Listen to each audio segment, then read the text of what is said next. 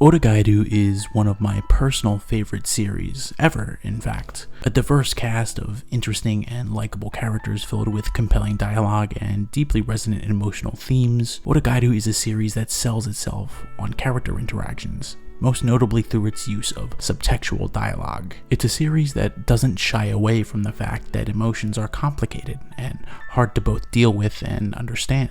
This is a surprisingly genuine characteristic, one so authentically human that it permeates the entire theme of Oregairu. At its core, Oregairu is a story that seeks to understand its characters, not just through their baseline personality or core values, but in a fluid day-by-day approach. Many anime often suffer from what I would call archetypal character fallacies, this belief that characters are just one thing, that they adhere to a structured set of principles or operate within a quantifiable field of predictable actions. Put simply, this approach is reductive. While most do have some sense of categorical morals founded in experiences, more often than not people are emotional creatures. We think, we rationalize, we agonize, but in the end, we usually decide with our feelings. But with Oregairu, the members of the story really portray this dichotomous nature of real human beings. They could be feeling one way in one moment, then completely shift their mindset right after.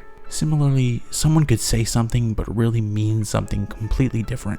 In a story that tries so heavily to understand its characters, this use of subtext can be one of the most powerful tools in a writer's arsenal. This notion that interaction with people is not something simple, but something subtle and nuanced, with layers to peel back should you take a closer look. Oregairu relishes the idea that even though humans are social creatures, even just associating with others regularly can be both difficult and scary. And when you grow to care deeply for others, your feelings can greatly alter or damage any relationship. So we bottle them up, lock them hidden away, looking for convenient excuses not to deal with our festering emotions, and putting up a likable facade. Every single member of the main and supporting cast portrays this concept in their own way, and rightfully so, as it's possibly the most important core theme to the series, but few embody it as well and as heartbreakingly as Haru no Yukinoshita. With the third and final season of Oregairu nearing its completion, the anime has reached the conclusion of some of the most fulfilling character arcs I have ever had the pleasure of experiencing. The one I want to talk about today is, of course, Haruno's. What I love about her character development is that it's a very different kind of progression. Most of the characters in the series display their growth through experiencing new feelings and situations, contemplating and agonizing over them, then confirming or denying their former feelings. Pretty standard style of experience leading to growth, leading to changing or expanding ideals, which is great, don't get me wrong, but Haru no Yukinoshita is a character that develops retrospectively. Oregairu is about the service club's pilgrimage to something genuine, and the steps they make as characters along the way. Haruno, however, is not restricted to this linear timeline. To oversimplify slightly, as an adult and older sister of one of the main characters, she has metaphorically already gone through what the club is experiencing. What I mean is that Haruno exists in the plot with very little change throughout it. Instead, she's presented as a whimsical, quirky, antagonistic entity who is just a more likable version of Yukino. At nearly every point of tension or anxiety in this story, Haruno is there to escalate the situation or see through the facade of lies.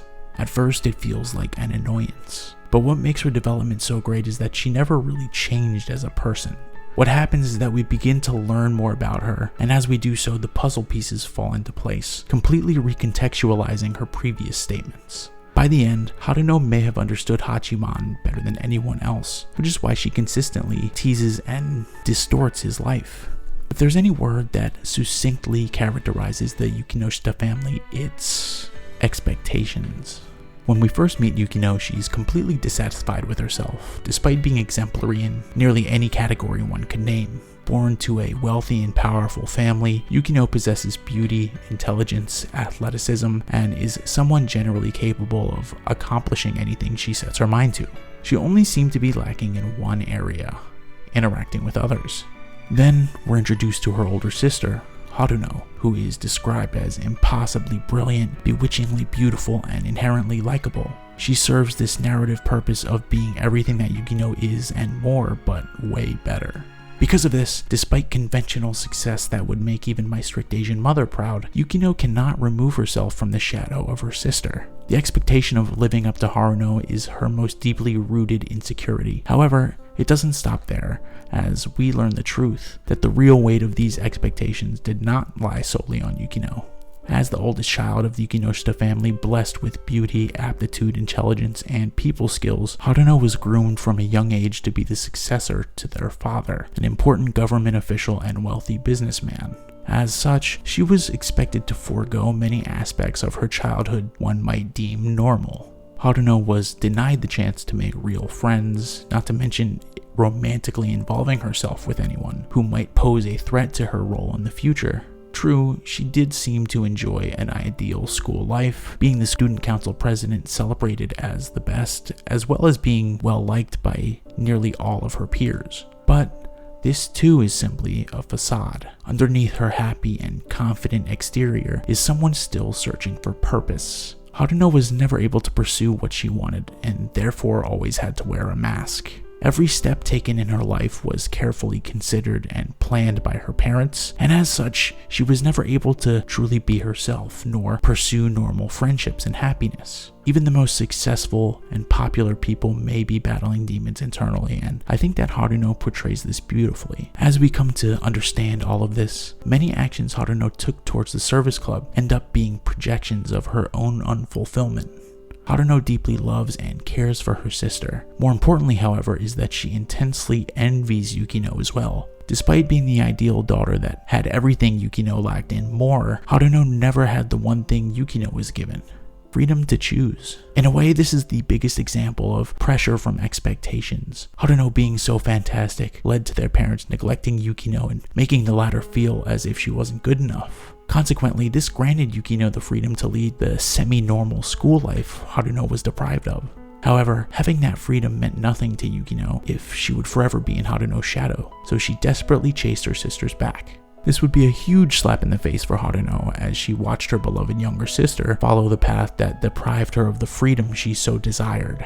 This is where the glory of Haruno Yukinoshita shines through. As Yukino chases her, Haruno pushes her away.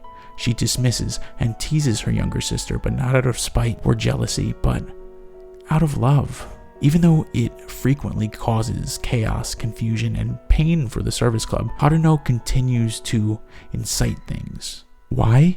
Because she spent so much of her life wearing a mask and following other people's plans that she could never truly be herself nor genuinely happy. Conversely, she does not want that for her little sister if she can prevent it, and hopes that Yukino can experience what she was deprived of.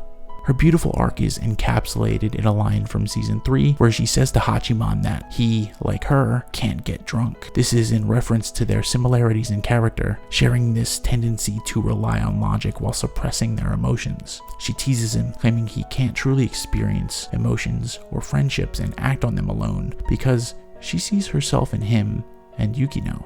Though Haruno could not find anything genuine, she prays deeply that the service club does, so that she may live vicariously through them.